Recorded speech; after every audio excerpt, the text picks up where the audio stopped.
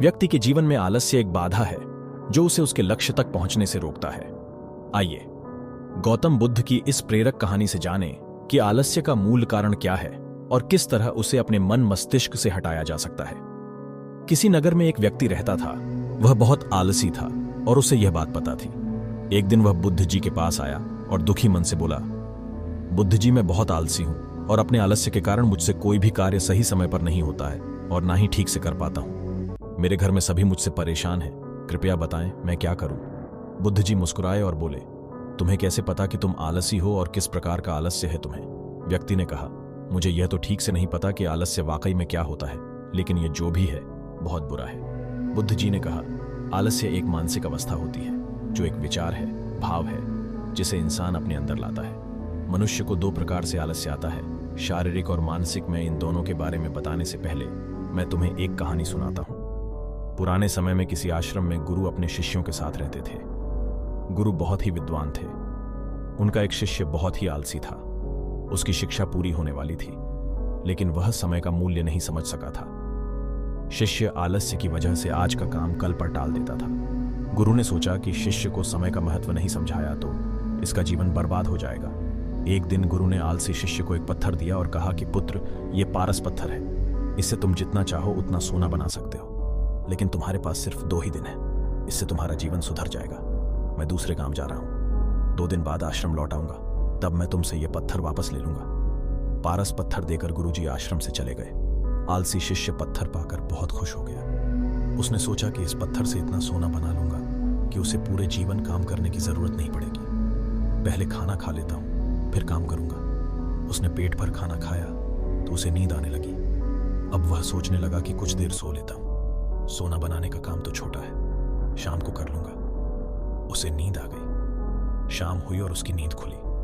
सूर्यास्त हो चुका था। जैसे ही शिष्य उठा तो उसने देखा कि उसके गुरु लौट आए हैं। गुरु ने शिष्य से कहा कि अब रात हो चुकी है, 2 दिन पूरे हो गए, इसलिए अब वह पत्थर मुझे लौटा दो।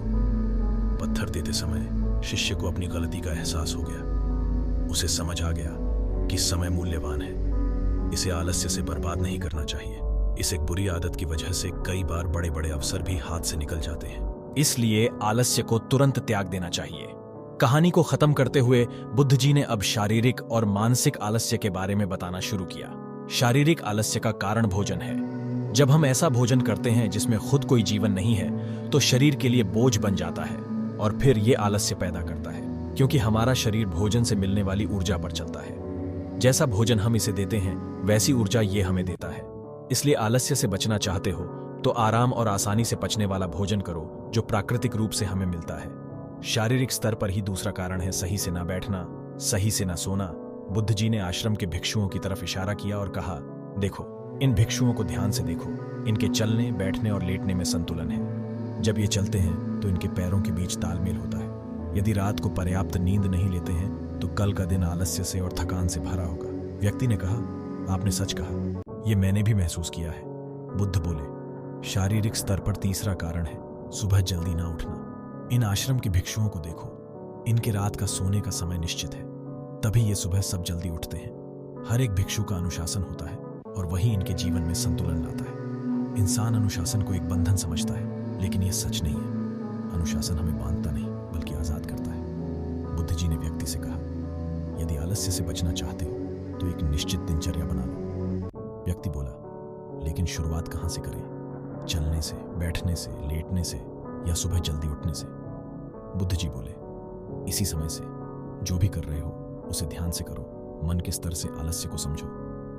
अब आता है दूसरा, मानसिक स्तर का पहला कारण। जब हम किसी कार्य को करने के लिए खुद को काबिल नहीं समझते हैं तो हमें आलस्य आता है, क्योंकि हम वह कार्य पहले भी नहीं कर पाए थे। हम मन को यह नहीं समझाते कि पहले के और अभी के कार्य में बहुत फर्क है। तब से लेकर अब तक हमने बहुत कुछ सीखा है।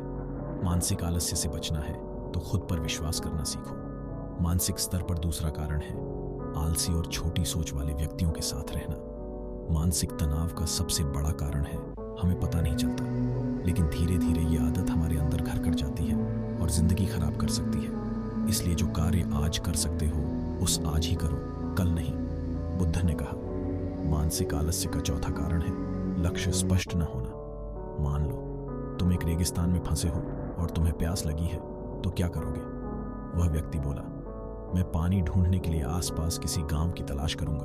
बुद्ध बोले, यदि गांव नहीं मिला तो क्या करोगे? वह व्यक्ति बोला, तो भी मैं ढूंढने का प्रयास करूंगा, क्योंकि मेरे पास और कोई विकल्प नहीं है। बुद्ध बोले, जब किसी के पास स्पष्ट लक्ष्य नहीं होता है, यदि सुबह उठकर व्यायाम नहीं कर पा रहे हो तो तुम्हारी नजर स्पष्ट नहीं है कि तुम्हें व्यायाम क्यों करना है। यदि तुम भविष्य में होने वाले रोगों के प्रति सचेत नहीं हो।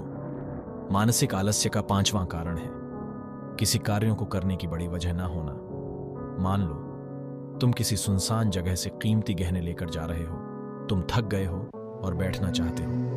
यह सोचकर तुम पेड़ के नीचे बैठ जाते हो। तुम देखते हो कि सामने से कोई डाकू आ रहा है। जहां स्पष्टता है और कार्य करने की बड़ी वजह, वह आलस्य हो ही नहीं सकता। वह व्यक्ति गौतम बुद्ध से बोला, मुझे आलस्य का सारा खेल समझ आ गया। वह व्यक्ति बुद्ध के पैर छूते हुए बोला, धन्यवाद बुद्ध जी, आपकी वजह से मैं अपनी सारी परेशानियों का हल जान चुका हूं। दोस्तों, आशा करता हूं कि यह वीडियो आपको जरूर अच्छी लगी होगी। इसलिए सबसे पहले कमेंट बॉक्स में ओम बुद्धाय लिख दें, वीडियो को लाइक कर दें और चैनल को सब्सक्राइब करना ना भूलें। धन्यवाद। मिलते हैं अगले वीडियो।